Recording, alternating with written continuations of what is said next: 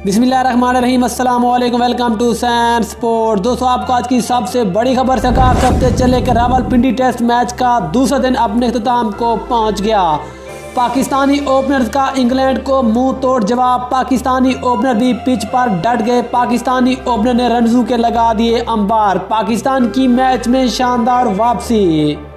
दूसरे दिन का खेल खत्म होने के बाद मैच की क्या सूरत हाल रही, मैं को मुकम्मल डिटेल से आगाह करेंगे दोस्तों। लेकिन मजीद आगे बढ़ने से पहले जल्दी से चैनल को लाइक करें, सब्सक्राइब करें और साथ में लगी बेल आइकन को जरूर दबा दें। दोस्तों, आपको बताते चलें कि रावलपिंडी टेस्ट मैच का दूसरा दिन अपने इख्तिताम को पहुंच गया है। दोस्तों, सबसे पहले आपको आगाह करते चलें कि इंग्लैंड ने अपनी पहली इनिंग्स में 657 रन बनाए और इंग्लैंड की तरफ से 4 बैट्समैनों ने शानदार सेंचुरियां स्कोर की। लेकिन पाकिस्तान के ओपनर्स भी आकर डट गए और पाकिस्तान के ओपनर ने भी आकर शानदार बल्लेबाजी की और पाकिस्तान को मैच में वापस ले आए।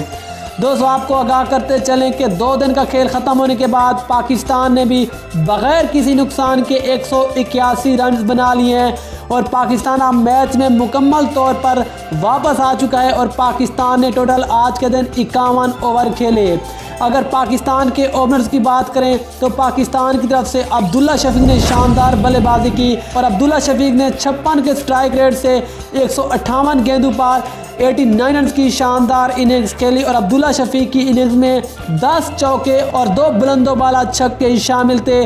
जबकि अब्दुल्ला शफीक का साथ दिया ओपनर बल्लेबाज इमाम उल हक भी पिच पर डट गए और इमाम उल हक ने भी आउट होने का नाम नहीं लिया। इमाम उल हक ने भी शानदार 60 के स्ट्राइक रेट से 148 गेंदों पर शानदार 90 रन की इनिंग्स खेली और इमाम उल हक की इनिंग्स में शानदार 13 चौके और एक लंबा छक्का था। लेकिन अब ऐसा लग रहा है कि शायद पाकिस्तान इस टेस्ट मैच में वापस आ गए, क्योंकि जिस तरह पाकिस्तान के ओपनर बैटिंग कर रहे हैं अब फिर से पाकिस्तान की उम्मीदें वापस आ चुकी हैं कि शायद पाकिस्तान इस टेस्ट मैच में वापस आ जाए और पाकिस्तान भी रनों के अंबार लगा दे और इंग्लैंड को इस तारीखी टेस्ट मैच में शिकस्त देकर सीरीज में 1-0 की बढ़तरी हासिल करे।